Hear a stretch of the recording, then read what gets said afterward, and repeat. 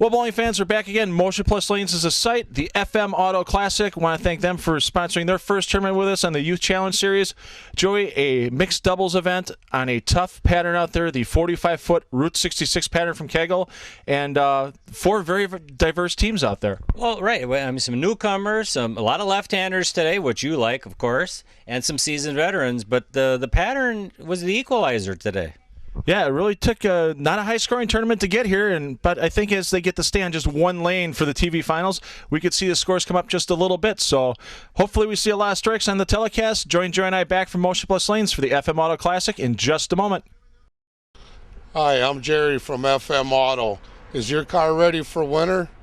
If not, bring your vehicle in and have my staff here look your vehicle over, make sure you're not going to get caught out in the cold. Set up your appointment today at 414-455-8750. You won't be disappointed.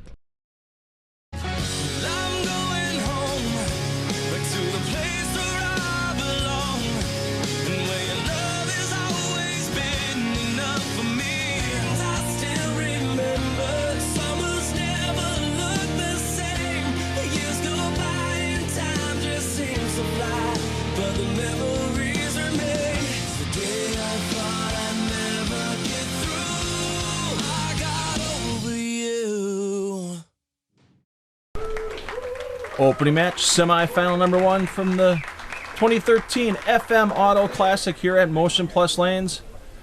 I want to thank everyone at FM Auto for sponsoring this event, our inaugural mixed doubles event here at Motion Plus for our Youth Challenge Series. And Joey, Courtney Ermish starting us off. Yes, our first look at Courtney, age 16.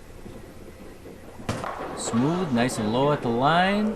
Ball finished by the 8-pin. You can't throw a much better opening shot. Not at all, and especially on a pattern like this, as we talked about in the opening, a 45-foot long oil pattern. Kegel calls it Route 66.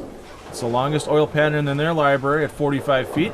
And not quite sport compliant, but you're going to be able to see these kids need to make good shots in order to keep the ball facing the pocket properly. Alex Fisher starting it off for his team. And he really straps it up there, Joey, doesn't he? Well, yes, he does. A little reminiscent of left-handed Scott Radke of Milwaukee fame. High backswing, solid at the line, high rev rate, likes to curve it. Yeah, Scott threw a perfect game when we brought back the bowling game for that one time last year.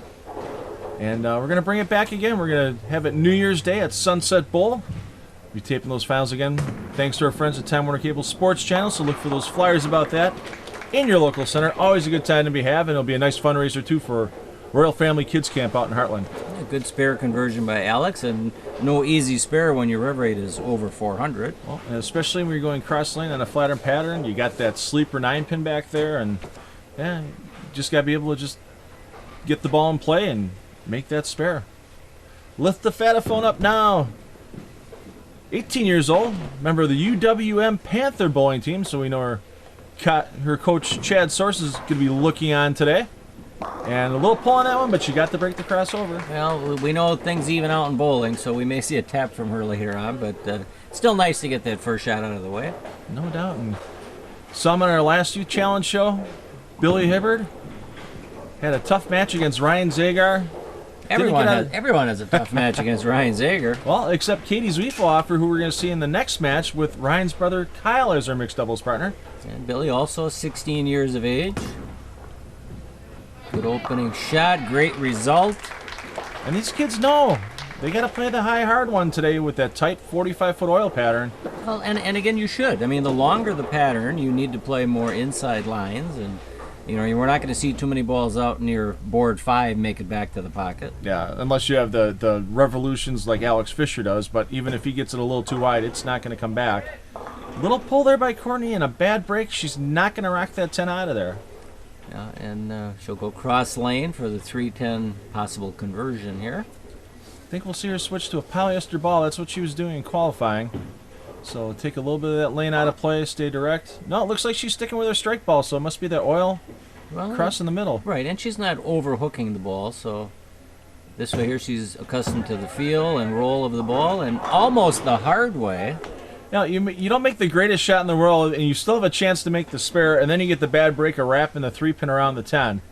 So you see on the replay there, just barely misses it, going around the neck of that 10-pin. Yeah, and it seemed as though she played that spare attempt from her strike line, which, I mean, most players would maybe go a little further left on the approach, but everyone has their own style. Alex, so you can see 5 steps, really horses it on the bottom there and gets that 7-pin out. Yeah, got the 4-pin to do its job and take care of that 7 off the wall.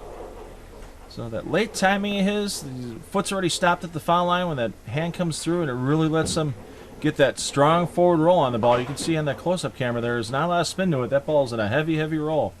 Well, let's see if Lift can make use of that opening shot crossover she had.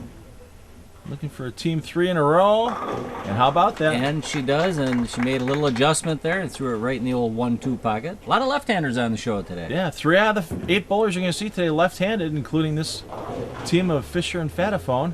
And you know, I love these mixed doubles events because it just shows the range of styles you can have to knock all 10 pins in the pit. It even shows with the teammates there with Alex and Lithda. 2 entirely different games. And 5-step approach, hand behind the ball, and another perfect result. You know, Phil, they're making this pattern look easy. yes, indeed. But it is early. It is early, and the thing is, too, is that they've been playing on this pattern and qualifying all day. They had 3 regular games, and then they had 6 Baker games of qualifying before they made the TV show. So they've got plenty of experience on it. They just had to kind of remember where they were when they first started out today. With fresh oil for the TV show, and is she going to roll the 4-pin? Not quite.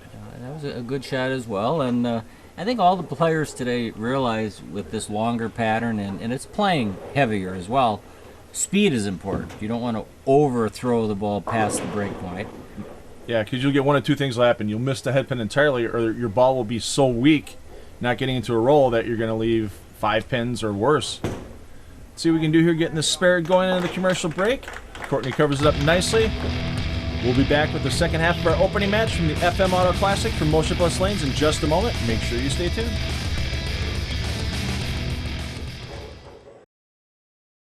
Looking for a quality inspected used car at a quality price? Be sure to check out the selection of used cars at FM Auto Sales and Service, 4949 South Packard Avenue in Cudahy.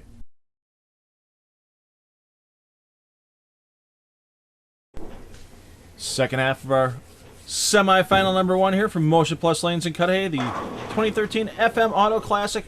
FM Auto, just a stone's throw here from Motion Plus.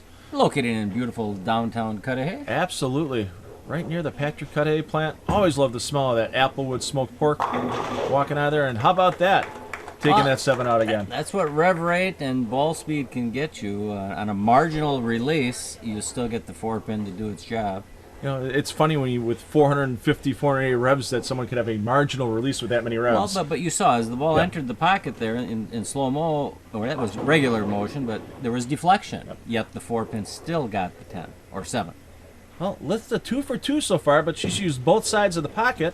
Looking for another strike in the 6th frame, and that one, well, she put it right in the middle of her 2 shots there. She was trying to see if the head pin would work as well, and no such luck. And you know, I love reading the bios for the kids, and Lithda's is especially interesting in that one of her interests outside of bowling, 2 are admirable, studying and exercising. The third, eating, which I love eating, as you do. Absolutely. But we show it. Yes, indeed. So maybe we could get her in touch with Kurt Preston, since Kurt does all those competitive eating contests. We've seen Kurt a couple of times here at Motion Plus Lanes in our Action Heating and Cooling tournaments, and amateur competitive eater that he is. And I had the pleasure of dining with Kurt Preston at the Tri-City Hall of Fame banquet Saturday night at Classic Lanes in Oak Creek, and we inducted Jimmy friend Page, and good bowler Jimmy Page, brother of Tom. Good induction there, and a nice shot again by Billy Hibbert. Billy 3 for 3 so far in his efforts, keeping his team within a couple of marks here. Well, I hope Ralph is taking some notes here that, Billy is definitely a shot maker today. Right. Ralph's sitting next to proprietor Kerry Catania here in the background, and Courtney, once again, just struggling after that great opening shot, and she's just got a case of the pulls all of a sudden. Yeah, and when you're in this environment and there's only a board or two to hit, not your typical 3 to 5, it's easy to get a little grabby or not allow that ball to get off the hand clean. You hear Pete say that on TV, Pete Weber at times, just get it off your hand, and they don't want to grab it. Yeah, and that time I think had a little grab with it there as well, because barely knocked the 6-pin over on that spare conversion, and that's going to get their team down by 32 pins with not a lot of time left in this match. Right, and those are parts of everyone's game that you have to experience and learn through the experience of when not to do it, and generally you don't want to grab it. Well, big hook there again by Alex, and just devastates the rack. Again, that was a prime example of getting it off his hand cleaner, and you can see the ball didn't deflect and go behind the 8. It actually went more toward the 9-pin. No, and a nice advantage for these two lefties in this match is that the difference in game, they're each bowling on their own lanes, so they don't have to worry about affecting each other's line like they would if it was a standard doubles match. Very true. They'll be able to play those lines if they win this match and move into the finals, if they decide to stay on their lanes. And now we see a similar conversion here for Lithda, if she can go cross lane and not just take the 4 off the 7, but convert both pins. High game at 289 for Lithda, 740 her high series. I'll tell you what, her whole family bowls. So mom, dad, her brother Somi, I know, posts a lot about his bowling on Facebook. So in a bad break there with the chop on that 4-7. Yeah, and there you wonder why am I using a spare bowl and I still chop it? And I mean, in the long run, you're going to chop it less often than with a strike ball, but it's still hard to take sometimes. Oh, absolutely. You just get that little fraction of an inch of a hook, and next thing you know, instead of knocking that corner pin over, it just stands there and laughs at you. If Billy can stay perfect. A little inside. Oh, yeah, that was in right off the hand, but... And again, we're human. We're going to miss our target now and then. He gets out of there with just a 9 count, which should be no problem to convert. Yeah, and, the frames are getting late. He knows his team's down. He just got a huge break there with the chop by Lithda. If his team could get a late 3-bagger, they may still have a chance to win this game. So did he play that off your strike line? Or Billy moved in a little bit, and actually that seemed to be the better option. Yeah, and he may have gotten a little read off of that in case the match needs a couple of strikes to win it in the 10th frame. Billy's probably got a little better idea what he can do now. If in case he's thinking to himself, well, maybe I saw early read or a little early hook. Run it off that 3-pin conversion. But right, and it's nice to see in the background some of the high school coaches. I see Rick Verheim in the background and Ralph Hibbard. And, I mean, they need to get involved, and they do. They definitely spend a lot of their free time helping the kids out.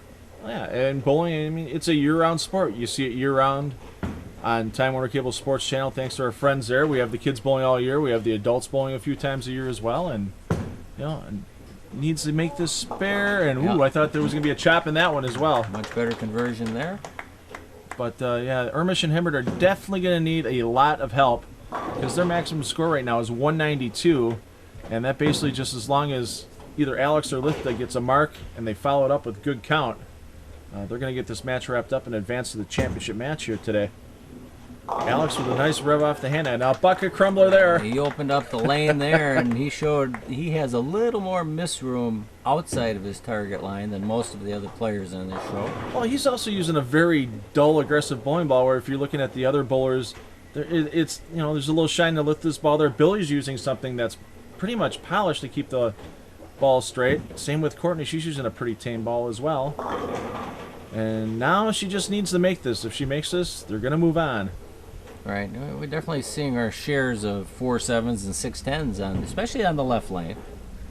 Yeah, because if she gets one here, that would leave them at 201, and that could let Billy Hibbert strike out for, 191 it would leave him, and Billy could strike out, but that's a moot point now. Thanks to my math skills, kind of took that out of play. And we know how good you are at your math skills, so we won't push it any. So a possible 204 game with a strike here. And let's see if she does a little searching. I mean, they're going to have to wait through the other semifinal, look at some warm-up shots when they come back on. But let's see if she does a little searching to see. And yeah, that one she searched a little too far left and it never came up. But good place for that. 202 for the team of Fisher and Fataphone. And just thinking back to our inaugural high school mixed doubles classic from last season. It was these same two teams. Hibbard and Ermish bowled for McGuanago. Fisher and Fataphone bowled for Sussex Hamilton, and it was Fisher and Fataphone coming out on top on that match as well. So we have a rivalry building here. a little bit. Well, we won't see those teams this year in the high school mixed doubles classic because Lithda down goes to UWM. So I'm sure Billy's probably got himself a partner there with Courtney, which is Alex is going to have to find himself another young lady from Sussex Hamilton to bowl with. And Billy definitely ventured inside a little bit more on that shot, and ball held pocket perfectly. Absolutely. So he's almost perfect in his showing. All strikes but one. With this match no longer in doubt, we're going to save a little time here. We're going to get back with our second semifinal from Motion Plus Lanes, the FM Auto Classic, the 2013 edition. Make sure you join Joyce and I back for that in just a moment.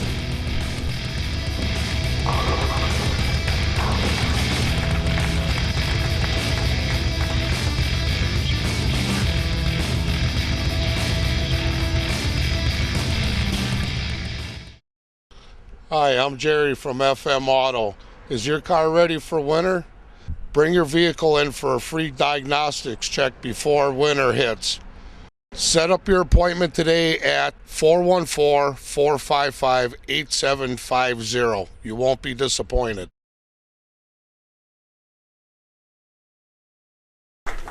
Semifinal number 2 here from Motion Plus Lanes, the 2013 FM Auto Classic. Little different partner for Katie Zwiefelhofer. Last time we saw her in a mixed doubles event, it was with her boyfriend Ryan Zagar. Today, bowling with Ryan's brother Kyle. They're going to be sitting on the sidelines while Jamie Watson gets a start us here, Jody. So Katie is stepping up in class while we look at Jamie's opening shot, age 19, out of Kenosha. Jamie and Katie, teammates on the UW Whitewater women's bowling team. And yeah, that's the problem sometimes with a 45-foot pattern. Yeah, the ball doesn't quite come off it with enough entry angle, and it's easy to leave a light 5-pin. Yeah, you just see that ball still skating all the way to the pocket. Lucky to get the 7 out there as well. Could have been an ugly split to start the game with. And that could be ball choice, could be didn't get off her hand as clean as she wanted it to. Could be from playing a little too deep inside the pattern. Yeah, that one had a little bit of reaction on the back, so I think you were right on that. Just wasn't off her hand too clean. No problem covering up that 5-pin. And now for the 800th time on our TV shows with Katie Zwiefelhofer. I know it's her third consecutive. Pretty close. Katie, you can see using a Rotogrip Defiant Soul hybrid cover. Strong ball, strong core, strong back end. And goes through the nose, leaves just that 3-6. So Katie likes playing the ball nice and direct, even no matter what the pattern is. We've seen her on 3 different patterns so far this season on the Youth Challenge Series. We've seen her on 37, 40, and now 45-foot patterns, and we do like to see that she usually stays between second and third arrow. Right, yeah, you don't see as many females playing where Ryan would play. They like to play a little more in the track area and let good shot making take them to the promised land. And now our first look at Kyle Zager, younger brother of Ryan. 16 years old, lefty, 5 steps, just cut himself down from 6 steps to 5 to get his timing a little bit better, and not a bad shot, I thought, off his hand to start with. That's about as close to a pocket 4-6-7 I've ever seen. Yeah, a lot of angle on that ball you see coming in. We saw that with Alex Fisher in the last match, so we know that the lefties have a little bit of room there with hand to get it to come back from around 5th and 6th board. And Ryan leaves nothing in the bag. He definitely torques it a little bit at release point. Takes 1. So keeps himself. Lost 8-pin there. Wasn't on a strike, so not too much lost early on. But it's early. Now our first look at Anthony. Yeah, Anthony Dake out of Waukesha. Second Youth Challenge Series telecast he's made in his career. He made one quite a few years back down in Kenosha. And a nice shot again to start with for him. 21 years of age and more of a stroker player. Solid game. Yeah, good friend of the Pearson family out at Fox Run Lanes. He does his league bowling when he's home from UW Whitewater at Fox Run. And an interesting doubles tournament that Eric Pearson's running out there. Coming up, age-defying doubles, different age brackets and stuff. So if you don't see a flyer in your local bowling center, call Fox Run Lanes and get some information on that nice tournament that Eric Pearson's running. Well, he's doing some different formats along lengths of patterns as well, the short and long of it. I think we're going to see a lot of exciting tournaments. I mean, you're running some qualifying tournaments as well. Yeah, we got the Top Guns coming around. We've got coming up the Action Heating and Cooling Shootout. That'll be our 6th annual one here, and that's November 9th here at Motion Plus Lanes. Find the entry forms in your centers or give Carrie Catania a call, 414-481-0200. And a nice cover there after a pretty bad break for Jamie there with that ripper 7-pin. Well, we'll see if Katie makes an adjustment off of her opening shot, which came just a smidge high. 5 powerful steps to the line. Great post for Katie there. And the Steve Grabowski makes an appearance. She got the Wally with 5-pin blowing to the right, but a better shot than her opening shot. And it appears as though she moved inside a little bit into the oil. Yeah, and just let that ball do the work. Head pin comes off the sideboard, takes out the 4, 5, and 7. And Kyle here looking to bounce back. Looks like he made a little move right with his feet, so not concerned overly with the back end reaction of the ball, just going to delay when it starts to hook. That's a little nicer off his hand, and how can you leave a 9-pin on that shot? Well, you chopped the 5 right off the 9, and wow, you wouldn't think that ball had any deflection, but yeah, let's take a look at the replay here, because yeah, watch that ball coming through and just slice. Wow, and he took the 2-pin back with that and went to the right side of the 9-pin. That's how strong that ball was. Amazing. Well, you can't lose composure here. You can't afford to lose any more sticks when your opponents are putting up marks. And he would have made the 7-9, Phil. Just gets that 9-pin out of there. Yeah, Well, no doubt that would have been the 7-9. I'll give Kyle this. He's more exciting than Ryan, which is not an easy task. No, yeah, the head pin 3 bounces over, and that 7-pin would have been gone. Well, Anthony looking to pack the pocket one more time here. Real conventional style, gets in a little loop on the bottom with his approach. Whole body goes down towards the release point, and then he stays nice and firm with it through, but rings up a 10-pin on that shot. But better to do that than come up at the line, Phil. Absolutely. If you're up at the line, you're going to have a tendency to pull up on the ball. You might close your shoulder a little faster and constantly pull the ball left. And Anthony has authored an 800 series, an 803, as well as a 300 game. And he's only been bowling since age 14, so in 7 short years, he has achieved what many never achieved. Well, a late starter, and a lot of it because of the high school bowling programs. I believe he went to Waukesha North for his high school days. Trying to remember back when he was in high school that long ago. But joined a program at Fox Run Lanes through Waukesha North and has stuck with the sport ever since. And he's a major contributor on the UW Whitewater men's bowling club team. It was a much better shot as she moved a little bit right on the approach, it appears, just to get a little better angle. Yeah, but it still looked like the ball read the pattern late. Yep. You could just see that little bounce off the pocket to the right. Yeah, I love that slow motion ball and pin camera because then you just see the little things that happen. See if she can get this spare covered up going into the commercial break. No problem at all. Dead on it. With that, we're going to come back from Motion Plus Lanes for the second half of semifinal number 2 of the FM Auto Classic in just a moment. Make sure you stay tuned.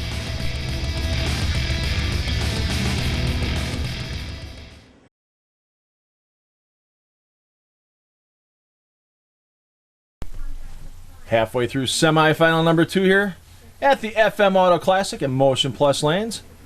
Zwiefelhofer and Zagar down by 13 pins, but Katie's going to look to change that right now with her shot in the 5th frame.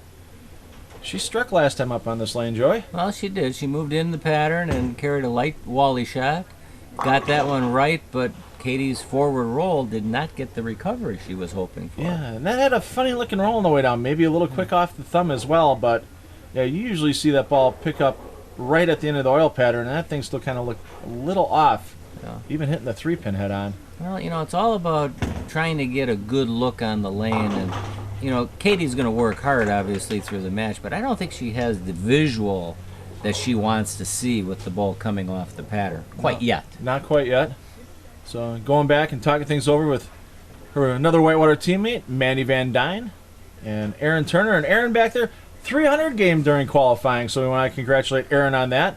He gets a $50 scholarship award from High Five Gear and a plaque from Trophy Athletic for his achievement. And once again, high through the nose for Kyle in that 4.67. Yeah, and that wasn't as bad a shot as the result, in that He was probably about a half a board high, maybe a board high, but with that amount of power and drive, the ball with no deflection is going to leave splits. Yeah, the 2 and the 3 pins, they just go into the sideboards and the gutters and just do nothing. So really going to get Zwiefelhofer and Zagar behind. They're going to be down by almost 40 pins at this point in time. Right. After that open.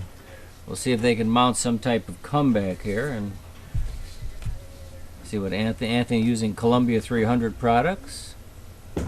Good inside line, a little out, a little in. Bad result, but a good 10-pin. Yeah, nothing you can do when you loop the 6 around the 10. I mean, there's little finite changes that you can do, but that's the Sean Rashes, Chris Barnes, and everybody else of the world, because there was nothing wrong with as close as that 6-pin got to the 10. Right, and that was close to a carbon copy of his second shot, which was a 10-pin just like that, 6-1 up and around the 10.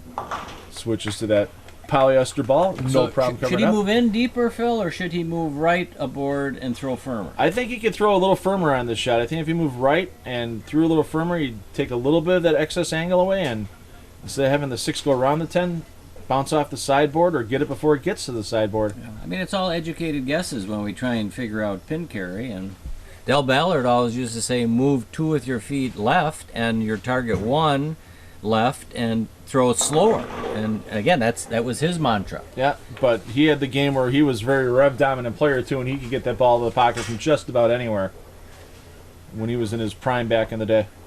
Well, Jamie a little high there with that shot. Lucky to leave just the 6-pin. Yeah, and Jamie as well, kind of caught in between good and bad ball reaction. But she does have an author of a 290 game and 743 series.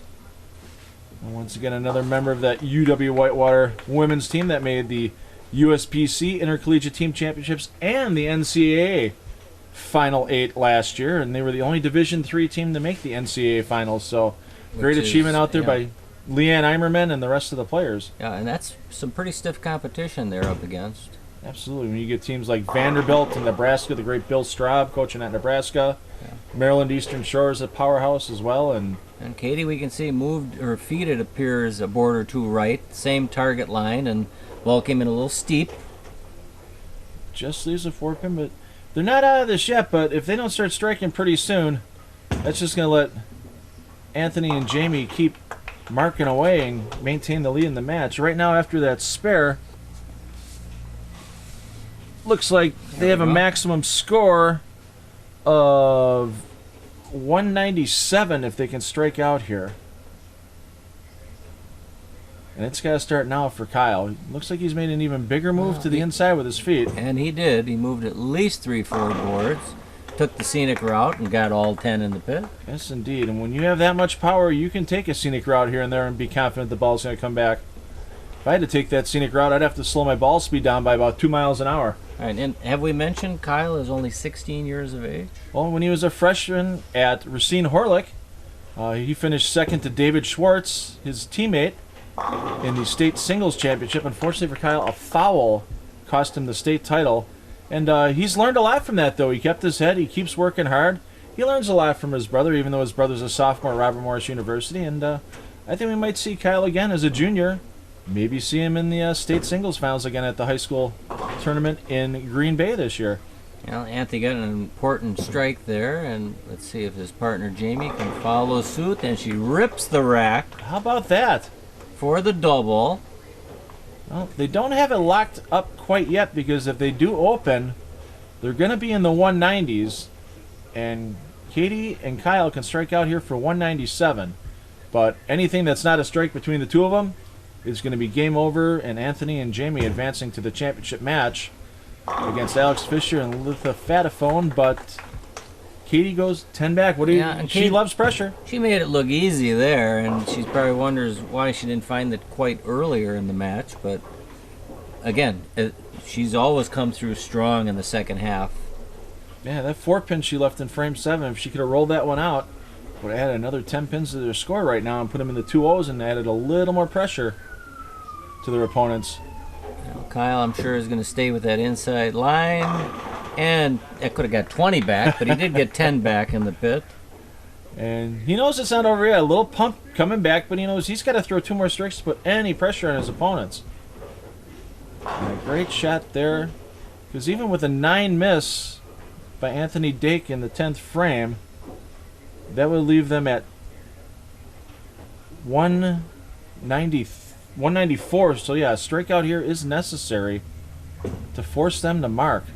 Oh, that 9-pin was teasing him again. Yeah, but you notice how those pins disappear rather quickly? Almost as if there's a vortex being created by the ball. Yeah, 20-mile-an-hour ball speed will do that. Yeah. The 9 was hinting it was going to stand, but... Boy, we could have 3 lefties in that final match if Kyle can strike here and get his opponents to open in the 10th frame. Good count here is a must, and that's going to creep high on him. And now that doesn't even force a mark at 195. Right now. Well, it depends on count. Yep. So 136. No, they do still need a mark. So count wasn't hugely important right there. If you would have only gotten 6, then Anthony could have gotten away with a 9 count and still won the match. Well, Anthony's worst shot has been a 10 pin, a solid 10. So my guess is he will be in the pocket once again. Very composed player, 21 years of age. Nice out of his hand, Joey. How about that? A little reminiscent of a David Ozio. Great shot there. They get Jamie Watson and Anthony Dake into our championship match here for the FM Auto Classic. If you're looking for a great place to get your car ready for winter, I've driven all the way down to FM Auto from my home in Waukesha, and they do a wonderful job. If you're a senior citizen or a veteran, they always give you a 10% discount. They appreciate what everyone's done to make this country great. Make sure you see Jerry and Freddie down at FM Auto in their service area. Kind of doesn't really matter right there. It was a little area check for him. Right, yeah, that's... well, let's get off the lanes here and get ready for the finals. 2:15 with a spare. Yeah, 2 righties, 2 lefties in the championship match, so nobody's going to have their lines disturbed. I think we could see a pretty high-scoring final, Joey. Ball change here. Cross lane at that 6-pin. Yeah, no problem. 2:15 to 195. 20-pin victory for Jamie Watson and Anthony Dake here at Motion Plus Lanes. We'll have the final match of the 2013 FM Auto Classic coming to you in just a moment. Make sure you stay tuned.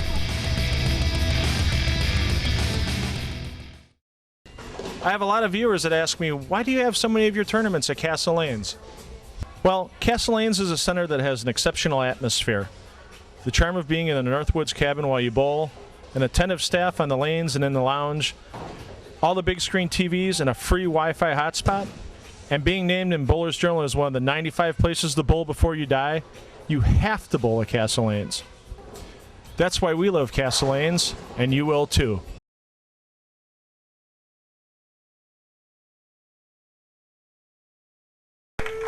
Proprietor Kira Catania. Can't find his wife Jeannie around here right now. She's probably slinging drinks behind the bar, Joey, at Motion Plus Lanes, and want to thank them for hosting the FM Auto Classic, our inaugural edition here. And interesting lane choices here. Jamie Watson, Anthony Dake stay on the same lanes, but with Litha and Alex coming back on, they've switched lanes. Yes, and we'll see if that works to their advantage or not. Oh, that's a big stick at the line. She didn't foul, and she almost got the break to carry that 7-pin out. That's not going to help her sore left knee one bit, but... No, she wears that band to keep the tendonitis at bay, and yeah, a little jolt like that's not going to help. It could have been her balance being a little too far forward, or she inadvertently stepped in something during the break. Yeah, she checked her sole on the way back, so she's just going to move a little farther to the right, switches to a polyester ball, so she is going to go direct at it, and a little issue with the footing again, Joey. Yeah, a little sticking, which causes you to pull it a little bit. So there she goes again. Yeah, so. Doesn't see anything on it apparently on the way back, so I'm sure she'll take it off, do a little closer inspection. Yeah, and it may not be on the sole, it can be on the heel. Yeah, both teammates there looking at it and can't find anything, so they'll talk it over. Litha Fataphone starting off for her team. Fataphone and Fisher. Litha 289 high games, 740 high series, been bowling since she's been 6 years old. And she made a ball change there from the opening match. Appears as though she went to a stronger piece. The Brunswick Brawler, which is kind of a copper and blue colored ball. So looking for a little more pop on the back end. And she gets 2 on the cover. So yeah, so they are playing on the opposite lanes they were at in the opening match. This time around, they wanted Alex to be able to finish the 10th frame in case the match was close. Right, and Alex did have the better look between the two.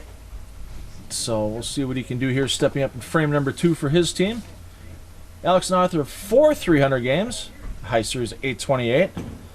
Bowls at Classic Lanes, Menominee Falls. Great youth program run by Neil Koyak out there. And leaving a soft 7-pin. And again, when we see the high rev, high speed player leave a soft 7, tells us the importance of getting it off the hand clean. And we can see the deflection right there. Yeah.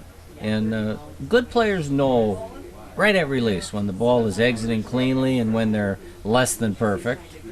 And there's no complaining. There's, you go cross lane, you make the spare, or you attempt to, but hopefully get it off your hand cleaner the next shot. Yeah, and the last thing you want to do in a championship match, obviously, even though your opponent's opened their first frame, is go open right back at him, because now any mark here by Anthony Dake, and his team's going to take an early 11-pin lead. Well, my guess is he will stop the bleeding here from our 3 consecutive opens. He's used to this lane, he's used to that inside line, and he's used to seeing strikes. 10 straight back, yeah. I believe last match he was 4 of 5 in the opening frames there, so 3 of 5, but he left two 10 pins on his other shots, so not too bad there. And I know he did a little area check in the 10th frame to kind of get himself lined up. So Jamie taking a practice slide, which is a smart thing to do, just to see if it's something on the approach in one particular area, or your shoe. So don't think she's going to worry about it too much now. She knows she's got to step up. Yeah, but it's still in the back of her mind, Phil. Looked like a little bit there, like a little slide stop again, and once again, high through the nose. So again, you never want this to happen to anybody in the finals, because it's an unnerving feeling when you don't have good footing. No, and we had that with Michael James with our inaugural Top Gun sweeper. We showed the highlights of it on our Bowl at the Wave show. Michael James lost the heel of his slide sole shoe during a match, and he had to super glue it on, and that's got to take your confidence away, because a few frames later it came off again, and then he was still having issues, but he gutted it out through the championship match, lost to Tony Oliva, and now Jamie back-to-back opens for her, and 2 out of 3 opens for her team. Yeah, and again, I think it's still going back to that inconsistent slide she's dealing with right now. See what Lithda can do here to bounce back. It looks like she may have made a little bit of a move here. Yeah, that ball's a little bit farther out to the left than the last one. And no roll on that 7. Yeah, no such luck. Soft 7, and she'll go cross lane with her plastic ball. I think that was the 5-pin actually that came back over and tried taking the 7 out. Yeah, it was the 3-pin, and the ball froze the 5 and it rolled over towards the 7. You see that a lot more nowadays during bowling than you used to in the old days with the not as powerful bowling balls, where you see the frozen 5-pin, you see the ball and a 2 or 3-pin hit that 5-pin and leave it in place or just barely get it out of the way. Yeah, and you see 6 pins in the pocket you never used to see, and 3 4s, or in your case 2 6. 2 6. Yeah. Saw 3 4 9 someone left in league the other night. So yeah, you do see some unusual combinations, but no way he was going to leave anything unusual there with that shot. No, I think that was his purest off the hand so far today. And if the viewers rewind and watch that again and again, you'll see his hand was open at release, meaning he doesn't want to get grabby. He actually flung his fingers open where the palm was facing the pins, and that's one way not to grab it. Yep. You see right there, Anthony, same thing. That palm open at the top of the swing, but he just got a little loopy with it, and it never came all the way back up. And we'll see if his next shot for Alex is the same. And it's not easy to duplicate, even though we'd think it would be. Yeah. It's not. Yeah, and especially the amount of small reaction time you have as a high rev player to get that ball off your fingers from the thumb to the fingers and get those revs going. It's milliseconds of reaction time. Okay, we'll see if Jamie can combat that approach problem and get her team on the board here with a strike. They're only down by a pin. It could be a lot worse at this point in time, but a missed 7-pin by Alex Fisher and then a 7-pin that was left by Lithda has kept them in this match. She does post very well at the time. Didn't look like there was a problem that time with her slide. Oh, you can't throw it much better than that. And you could see the ball's rotation had more side rotation, which is why that ball finished so strong on the back end. But the 5-pin right in front of the 7. Yeah, 9th frame of last game to set up the win. She had that same exact shot and just took that 7-pin right out. Well, got to block out that first frame attempt out of your mind here to make that spare and keep things going. And she's on the board, so that's a good feeling. Great cover. Last commercial break of the day. We'll be back from Motion Plus Lanes with the rest of our championship match for the FM Auto Classic in just a moment.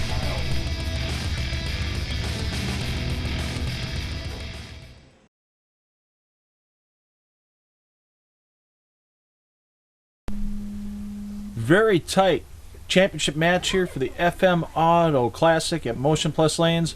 Joey, 2-pin difference going into Litha's 5th frame.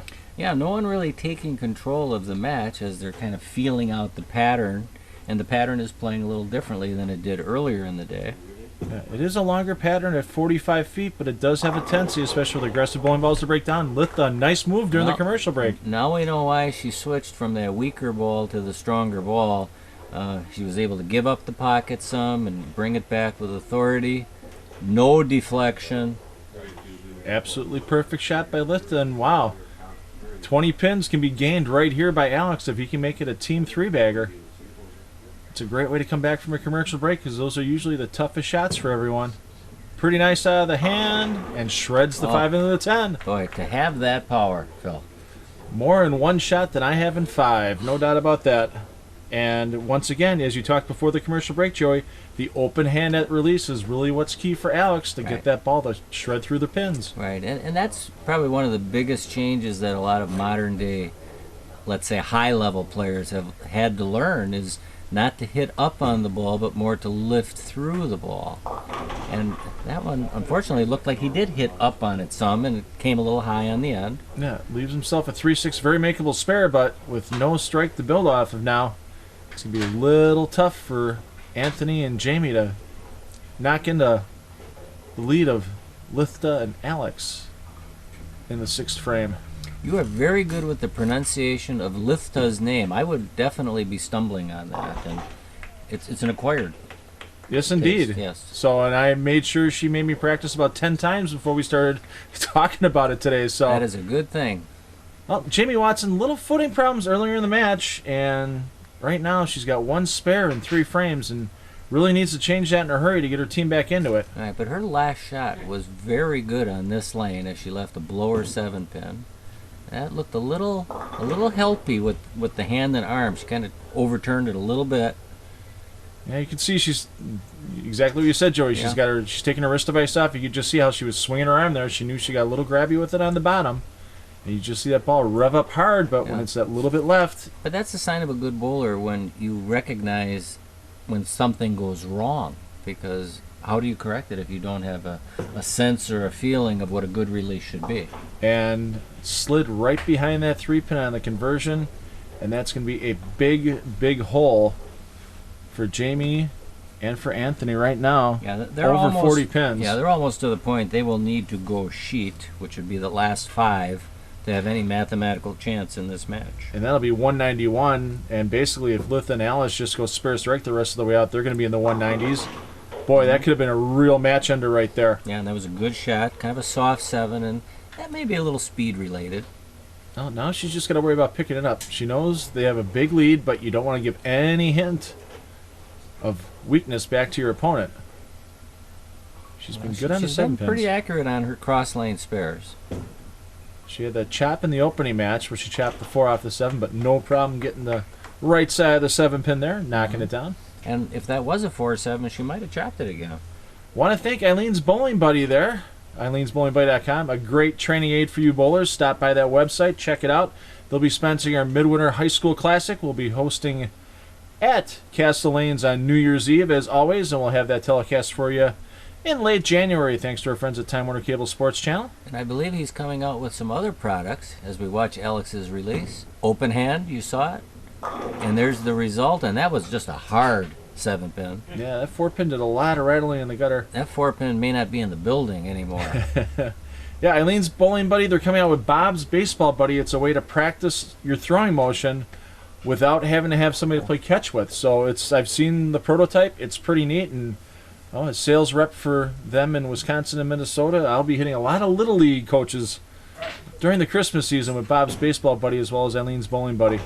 Good spare conversion, and that wasn't as strong a 7-pin as it looked from our first view, where the 4-pin kind of just laid in the channel. Yeah, did a little rattling around, but didn't get back out and knock anything down. And right now, no doubt, Anthony Dake is going to have to step up and throw a strike here, because otherwise any chance you're going to have is out the window. Nice posted line. Definitely moved deeper on that shot. Oh, and yeah, that was a kind of an unusual carry there, but the 4-pin got clipped from behind. Trips it out, but a strike nonetheless. The glimmer of hope still there for Watson and Dake. Okay. Was that the head pin? That's what it looked like. Sure. Yeah. It looked like the head pin bounced off the 2, came back off the ball, and did a little extra work on the left side of the lane. Jamie, again, still trying to get that good look to the pocket. I need some help to hold, and wow, it's a popular leave on lane 9 today, that 4.67. Yeah, well, I'm on Jamie's bio sheet. I see the Roto Grip Shatter, dry lane ball, and then the Storm Sink, which is obviously a heavy lane or heavy oil ball. Nothing in the middle, and the middle is probably the area most commonly needed for players. So Jamie may opt to get a third ball in her arsenal that kind of fits between those two. Yeah, and I'm sure with her college season at UW-Wilder getting into swing shortly, they're just finishing tryouts, and the regular season will be starting in early November. I'm sure she'll be adding to the arsenal. Well, adding, probably 1 or 2 in the middle, which is, again, the most used part of the arsenal. Another soft 7. But with just staying behind the foul line, that's going to give the victory no matter what to Litha and Alex. Their first Youth Challenge Series victories for each of them. Long time in coming for Litha. She's been blowing our events for a little while. Alex as well. Alex we saw a couple of years ago with Sam Figurino in our festival doubles tournament at Castle Lanes and Racine that kicked off the 2009-2010 season. Good conversion there, and a nice loose swing, and that's a strong part of her game. Yeah, Chad Soar said UW Milwaukee really has been helping Litha with just keeping the swing a little bit looser through the shot. Such a key, and when you're bowling on tougher conditions, just the looser you can swing it, the looser the follow through is, the more accurate you're probably going to be. There's the winner right there. Boom goes the dynamite. The inaugural FM Auto Classic champions, Litha Fataphone and Alex Fisher.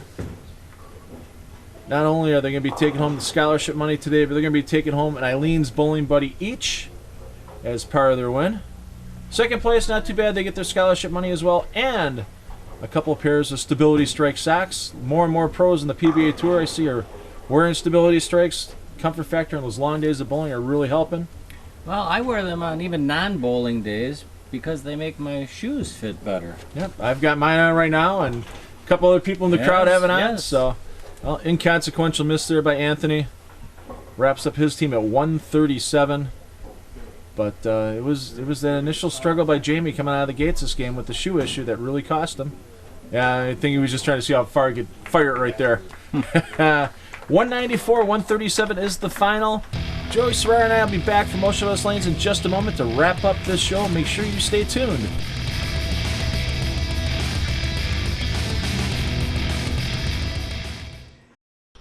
Hi, I'm Jerry from FM Auto. Is your car ready for winter? If not, bring your vehicle in and have my staff here look your vehicle over, make sure you're not going to get caught out in the cold. Set up your appointment today at 414-455-8750. You won't be disappointed. Barbier's Italian Inn, featured in onmilwaukee.com's In Search of the Perfect Pizza in January 2013. Near Miller Park on Blue Mountain Road and on Milwaukee Avenue in South Milwaukee. Well, Joey, interesting final match. Litha and Alex came back out on the lanes, switched lanes from where they were the first game, even though they had scored 200. And then we've got Jamie coming out her very first ball and almost fouling going over the line. It was a pretty ugly stick that she had, and that kind of affected her, I think, the rest of the game. Well, as it would affect anyone, and I think we would have seen a much closer match if she wouldn't have had the sticking issue. And then coming out of the commercial break, you got Lithda in the 5th frame, 10 back in the pit. Alex just shreds the rack in the 6th frame. Team 3-bagger, and there was just no looking back for him. Right. They took control of the match when you're supposed to, being a top player, second half of the game, and it was pretty much over.